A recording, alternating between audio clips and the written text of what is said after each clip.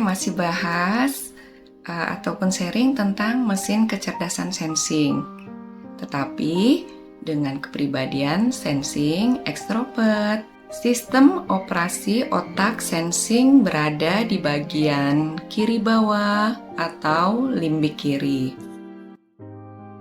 Karena sistem operasi pada tipe sensing extrovert berada di belahan otak bagian bawah di sebelah kiri atau disebut sebagai limbik kiri. Pada limbik kiri ini yang menjadi kemudi kecerdasan dari tipe sensing extrovert. Pada limbik kiri ini, lapisan otaknya berwarna abu-abu yang letaknya di bagian luar atau permukaan otak. Limbik kiri abu-abu inilah yang menjadi sistem operasi tipe sensing extrovert. Lapisan yang berwarna abu-abu memiliki tekstur otak lebih renggang karena mengandung sel otak yang lebih sedikit. Kerapatan yang lebih rendah dibandingkan dengan lapisan bagian dalam tersebut yang membuat kemudi kecerdasan bergerak dari luar ke dalam. Nah, hal ini yang menyebabkan sensing extrovert menjadi seolah lebih malas untuk bergerak karena sumber bioritmiknya tergantung pemicu dari luar. Sensing extrovert adalah jenis kepribadian berdasarkan kecerdasan pada panca inderanya.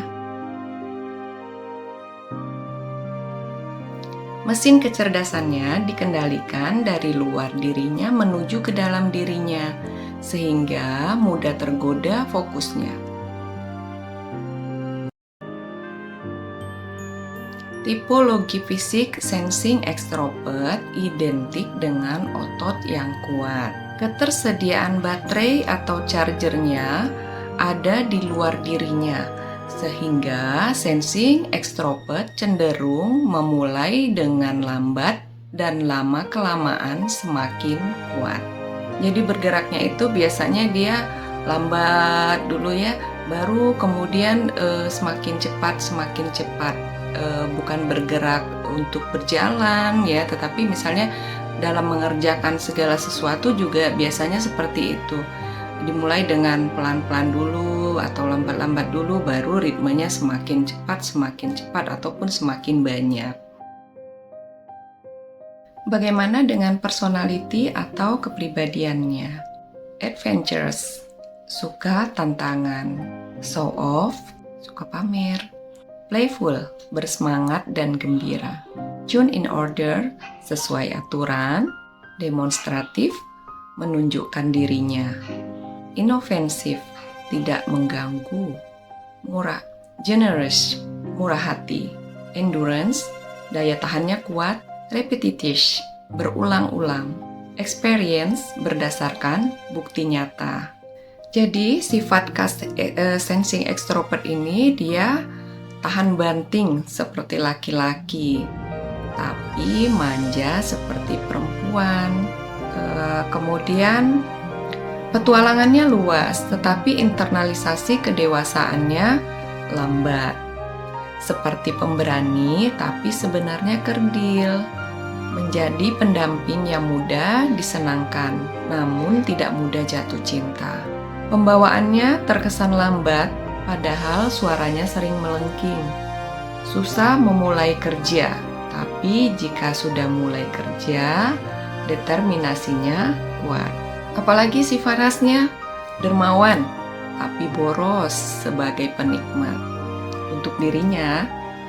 Kemudian mengharapkan kepastian, tapi cepat merasa tersudut lalu kabur.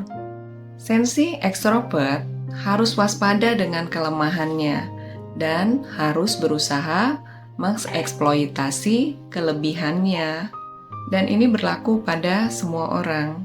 Harus mengeksploitasi kelebihannya agar kelemahannya tertutupi. Jadi kalau kita lihat kelebihannya sensing extrovert ini apa aja gitu ya. Dia memiliki kemampuan fleksibilitas dan kekuatan otot ataupun fisiknya.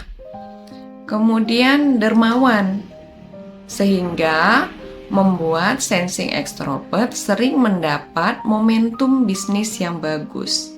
Cenderung boros karena ingin menikmati hidup.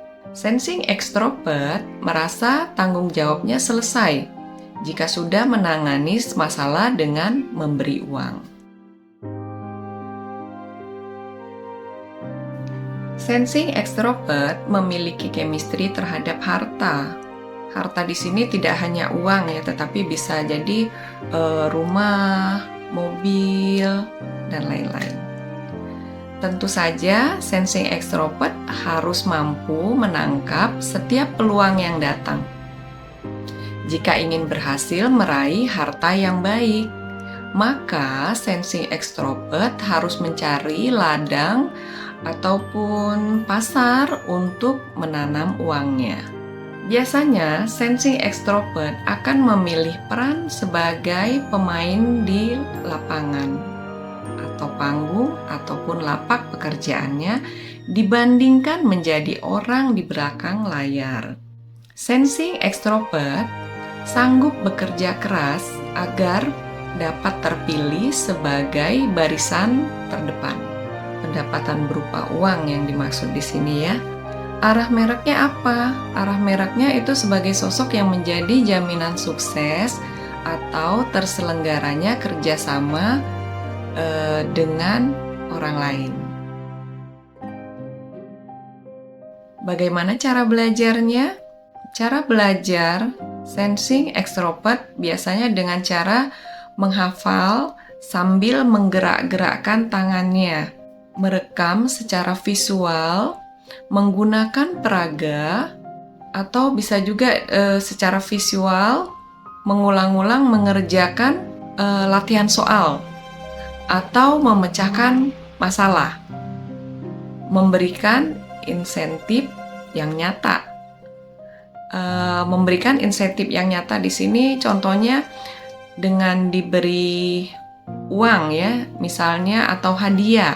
Misalnya setelah mengerjakan segala sesuatu atau pekerjaan yang dikerjakan, diberi upah uang ataupun dikasih hadiah, walaupun hadiah itu merupakan hadiah yang kecil, bukan hadiah yang mahal, itu akan memicu motivasinya untuk semakin belajar.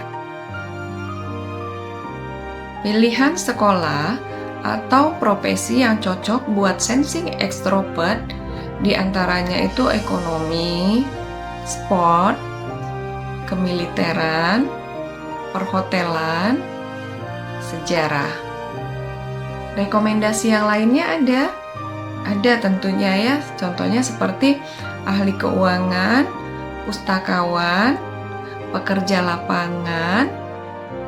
Pekerja lapangan di sini bisa dalam berbagai sektor. Kemudian apalagi aktor, sekretaris, dan lain-lain. Pokoknya jurusan atau profesi yang sebaiknya dipilih adalah yang didominasi unsur-unsur yang memerlukan daya ingat, memerlukan otot, dan mengandalkan faktor rajin untuk menguasainya. Ayo sensing extrovert, tingkatkan kelebihanmu sampai tertutup kelemahanmu. Sensing extrovert, gue banget. Ayo kenali mesin kecerdasanmu bersama saya di Happy Brain.